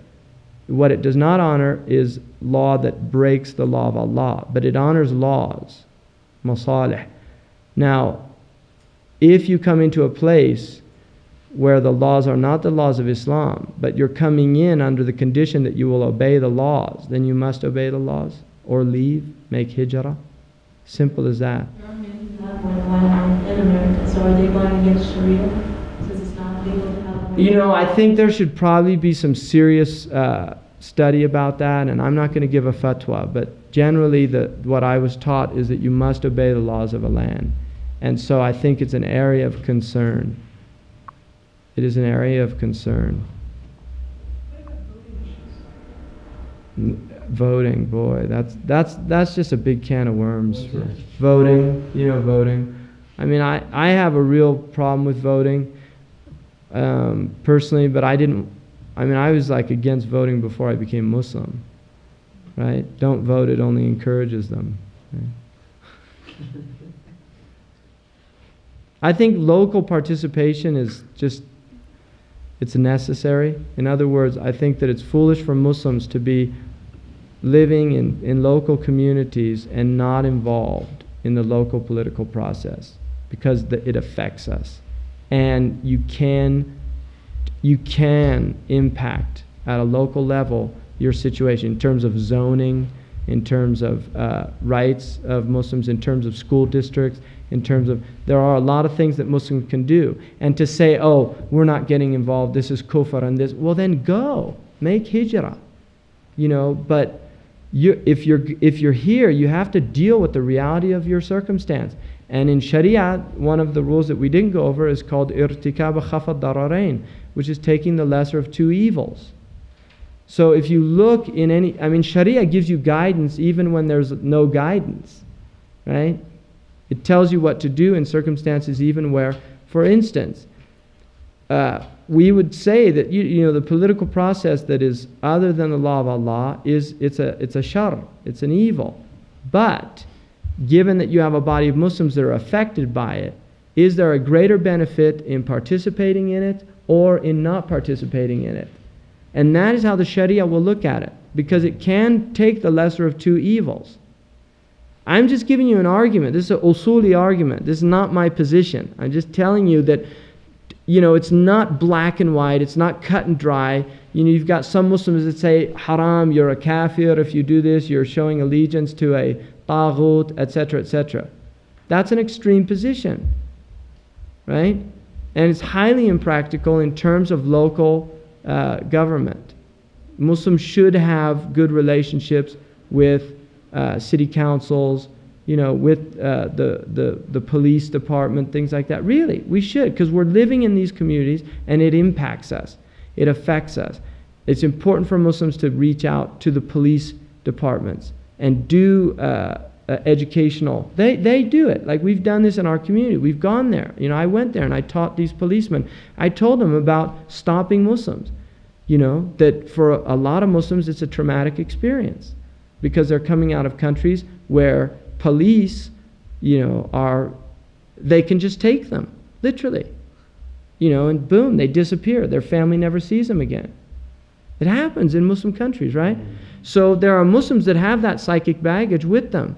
They get stopped by a police and suddenly it's like they start sweating and it has nothing to do with the cop. It has to do with previous experiences that are being repeated. The cop will sense this because police are very sensitive to when somebody's nervous, right? And he'll start thinking, okay, this is a Middle Easterner, this guy could be a terrorist, you know, seriously, this is what's going on. You're dealing with human beings with a lot of psychic baggage. And so going out and talking to these people, letting them know, you know, the vast majority of Muslims you're going to deal with are law-abiding people. They don't want problems. They'd probably hope that you let them off if you stop them and don't give them a ticket, just like anybody else, you know. And there's some, I mean, I know this Palestinian friend of mine, he was with this Palestinian guy that was literally just, you know, kind of off the airplane or whatever. And this policeman stopped them. And this guy had never gotten a ticket because he was a Vietnam vet. He was Palestinian, he was a Vietnam vet. So he like had these sob stories and stuff. But he told the guy, let me handle this. And this guy said, no, let me handle this. You know, and he started like screaming at this cop. You know, we weren't doing anything wrong, and what do you think you are? And he had him out of the car and frisking them and doing all that. And this other guy's just shaking his head, you know. Middle Eastern mentality coming up against, you know, the cool kind of rational, you know. Seriously, that's the way they perceive it. It's a hot-headed Arab, right? That people tell me that they don't participate in religion and other things within the community is because that Muslims are not supposed to live in a non-Islamic state unless they're seeking education or some other reason to be there, but they're not permanent residents there. Is that true? No, I'm not saying personally, it's all. Yeah, see, I think a lot of people that bring these arguments, again, are, you know, it's the Clark Kent syndrome. It's like, you know, they're getting all the perks and they're not dealing with any of the, I really do. And they say, oh, it's permissible to come here for education and they haven't learned their fard ayn. It's not it's haram to learn a kifaya knowledge when you haven't learned ayn. And the vast majority of Muslims I know in this country have never learned their fard ayn. So I don't know. I mean, I just think, you know, there's a thing in psychology called cognitive dissonance, which is, you know, when you're inward and your outward behavior, it goes against your inward beliefs. And what will generally happen is your inward beliefs are those that will shift in order to maintain a psychic integrity. So what happens is people start justifying, you know, what they're doing. And we're delusional creatures. We are deluded very easily by our nature. And you just have to be very careful not to get into that kind of delusional state where, you know, and Muslims are as susceptible to self-righteousness as any other religious community, right? I mean, there's a lot of very self-righteous Muslims out there who, you know, they're just filled with themselves and they think there's some innate moral superiority by the simple fact that they're Muslim, right? Which is not true. The Qur'an says, فَاسْتَبِقُوا الْخَيْرَاتِ. Allah tells the different religions, vie with one another in righteous actions. In other words, prove that you're better by your actions, not just by your words. Right? So, what time is it? The Muslims have to be taught like UK and South Africa. What's that? The Muslims have to be taught like how in UK, I mean, they're active participants in everything. So they've got their rights now. I mean, quite a bit of it. In South Africa? Yeah. They're very strong in South Africa. I mean, the community, right. The police and everything. Yeah. And even in the UK now, in England. Yeah. Well, Islam is a recent phenomenon in America, really. I mean, there is a strain of Islam, particularly within the African American community, You know, Islam has been around. Sunman Yang was telling us about a Sudanese man who was spreading Sunni Islam in the 1930s, Philadelphia. So Islam has been here, but it's never been a recognizable constituency within the American experience. And so we're really just, we are the pioneers here. You know, we're trying to find out what our place is within the dominant culture, and so there's a lot of things to be worked out. And we're also, unfortunately, in a bad condition generally. Our level of education, not necessarily Western secular education, but Islamic education, is very low, extremely low. It's low all over the world, and it's particularly low here, because we don't have very many scholars. We don't have very many people that are really, trained in Shari'ah. And so, we've got a lot of learning to go through, and a lot of challenges. If you take that, as a big consideration, what is going to happen is you have people that do not know anything who take the top positions, and then it will be worse. Well, I don't know what you mean. There are people who do not know much about Sharia, who do not know Islamic law, Right. maybe they understand a little or whatever, and then they would become big. Yeah, no, this is. This is what is happening. I've seen this. This is a big trouble. Yeah. So therefore, those that know whoever, a small amount or whatever. And then there's a lot of Muslims in the States that think that we can just put everything on a computer and we can do away with. You can just literally work it out on your computer. I think the major difference in trying to, I don't know if I'm going to use the word revive Islam in America, but there's a difference as far as the foundation or the origin of Islam, for example, in the US versus like South Africa. In South Africa, when Muslims went there, they went for the specific purpose of da'wah. And here, when people come to the US, they don't come with that reason. So if we change that value, if we change that reason, then maybe we'll be... Do you think they did initially? Yeah, because there were a lot of shuyukh actually. The first Muslims who came were shuyukh, who established madrasas and so forth in Islam. Although they came... weren't they immigrating there for work reasons and things? No, they came in the disguise of being slaves, but most of the slaves were shuyukh actually, come to spread Islam. Sounds fishy. I don't know. I was talking to Abdullah about taxes and the responsibility of paying or not paying taxes. Yeah. He says a Muslim is you're not responsible to pay taxes if you don't have to. And I said, is this because it's a non-Muslim country? He says, no, even in a Muslim country, taxes of the state, if you can avoid paying it, you don't pay it. What's called income tax in classical Islam is definitely prohibited. Yeah, there's no income tax in Islam. Again, by Shari'ah, you cannot jeopardize yourself. So there's an example where al-darura would override. Do you see what I mean? In other words, if by not paying taxes you are going to jeopardize your freedom, you'll be incarcerated. Your family will not have a provider. Then that's a worse evil than the evil of taxes. Do you see what I mean? So I think you have to be really careful with that. Yeah. The best thing you do is just live very frugally, make less than $10,000 a year, and you don't have to pay taxes. Isn't that because the obligations that zakat will take care of? No, I don't think so. Zakat. Certainly, if agricultural zakat is implemented, you will not have want in food. Most definitely. If agricultural zakat was implemented in the Muslim world, you would not have any want anywhere on the planet. Right? So agricultural zakat definitely eliminates poverty. 10 or 5% depending on what type of irrigation you use. And then also animal livestock. There's zakat on livestock. In terms of the wealth, actually, 1/40th is a lot. If you took 1/40th of the Muslim capital wealth in the world, you're dealing with massive amounts of capital.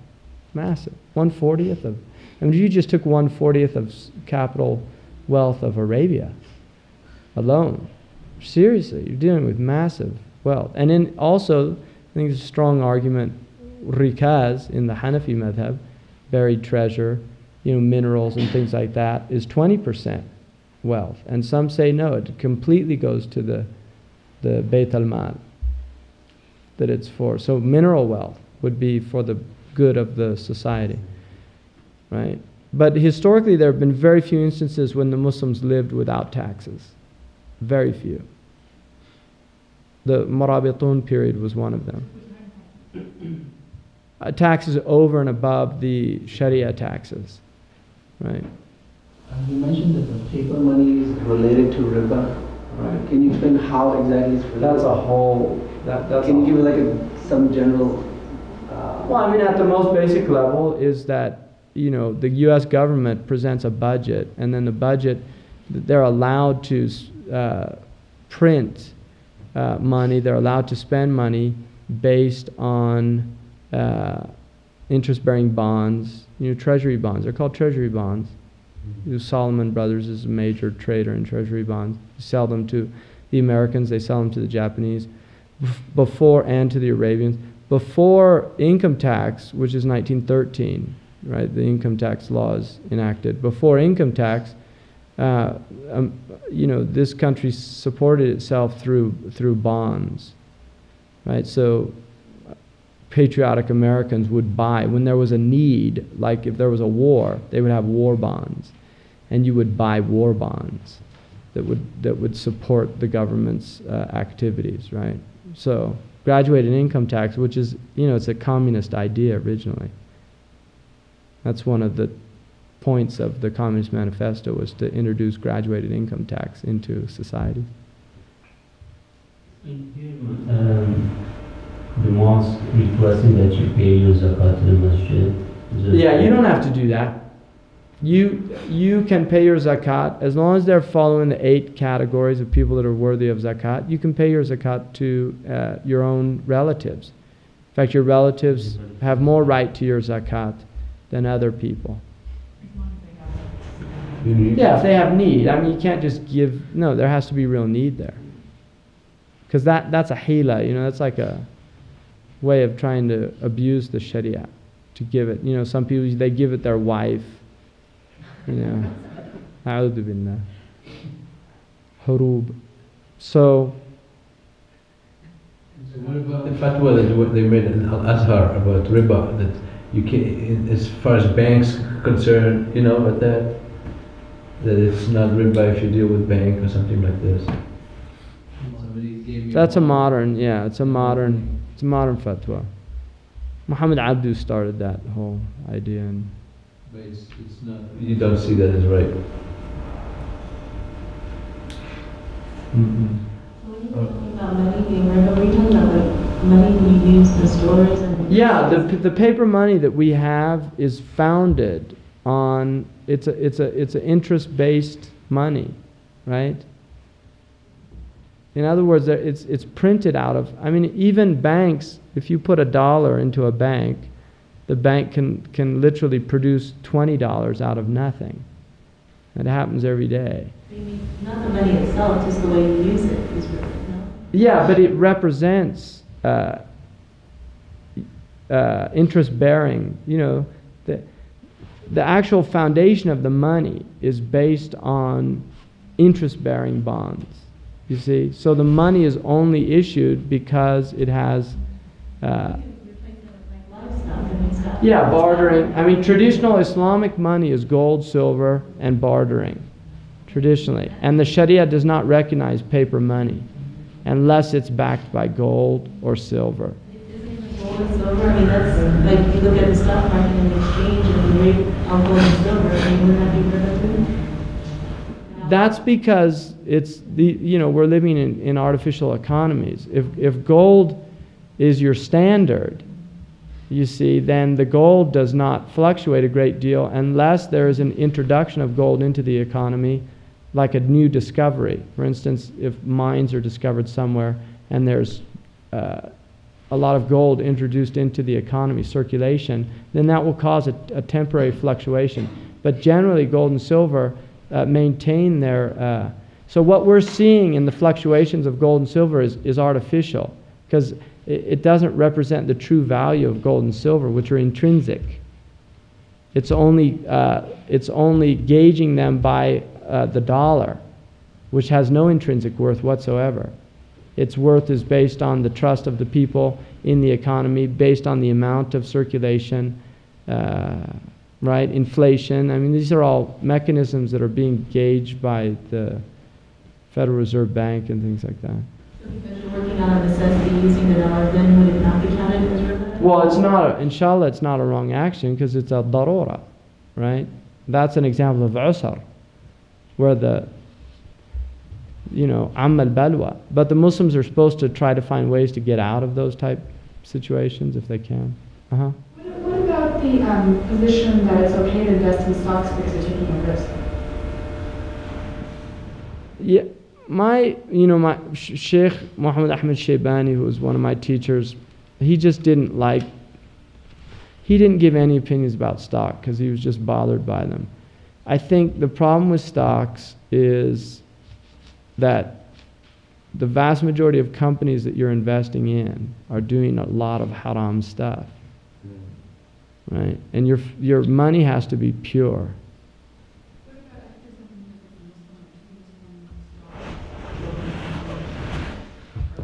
There's Muslims that do a lot of stuff. Just because they're Muslims, that doesn't mean a whole lot to me, personally. Muslim financing houses, Muslim insurance company, Muslim baseball, Muslim football, Muslim liquor stores. There's Muslim liquor store. We've got most of the liquor stores in San Francisco are run by, a lot of them are run by quote unquote Muslims. And you go, don't go into these places, but, on the cash register, they'll have an ayah of Qur'an, هَذَا مِن فَضْلِ رَبِّي or something, Yeah, you see it. A lot, yeah. And it's interesting that they go to a lot of times the areas where there's a lot of minorities and things like that, which they are replacing. It's interesting, but traditionally that was what the Jewish role in this country. Right? In this country, the Jews would often go into ghetto areas and they would open stores and do these things. And this is where a lot of the animosity of the host community towards the Jews came from. It's because they would see them as parasitical. They're living off our community and they're not contributing to the community. And this is exactly how the Muslims are being viewed now in a lot of the minority communities, really, which is really sad because there's just a lot of anger towards the communities. And I think it's justifiable anger, what are you doing going in as a Muslim? What are you doing going in and providing liquor for people who the liquor is literally being used to oppress them? I mean, you go into Oakland and every third store is a liquor store. You can get, it's easier for children there to get liquor than it is to get vegetables or milk in a lot. I mean, seriously, it's unbelievable. And Muslims are participating in that? A'udhu billah. I mean, their ancestors brought light to the places they went to. Really, the Yemeni merchants, the Arabian merchants, the Indian merchants, they went around and they brought Islam to people. And these people, they're just, and they're dark. You look at them, they have no light in their faces. They're just dark people, And there was a mosque, I know a place that was built, and it was built, these guys all had liquor stores, selling pornographic magazines and liquor. And then they're at the mosque. I mean, building a mosque on that type of money and arguing about, I saw a guy come into to a halal grocery store to buy halal meat, and somebody told me he had a restaurant. And I knew where the restaurant was, and I wanted to find out if the meat was halal, because I thought, you know, there was a place I could take my family or something like that. And I asked him, he said, no, the meat's not halal. And I said, well, why don't you provide meat? And he said, because we only use one part of the meat, and when we use so much, it'd be really hard. We haven't found providers. And then he said, and anyway, you know, I don't think it would change the Muslim business that much, because, you know, we sell alcohol. And I'm thinking, you know, what's this guy doing buying halal meat? And this is a type of real, I mean, you're dealing with some very, very psychotic conditions here, right? Because here's somebody so disconnected from reality. Like the source of his income is haram. And he's worried about the meat he's eating, whether it was dhabiha or not. And it's just very odd. Muslims really strange sometimes. He has his mother living with him, and she says it has to be halal meat or whatever, so he's doing it. That's a nice way of looking at it.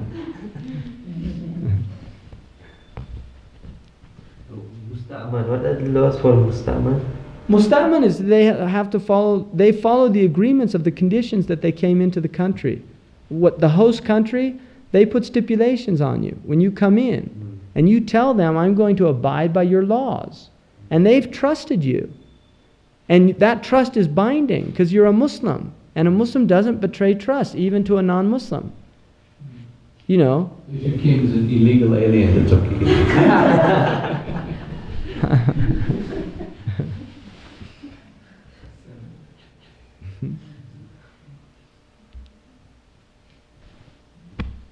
Alhamdulillah.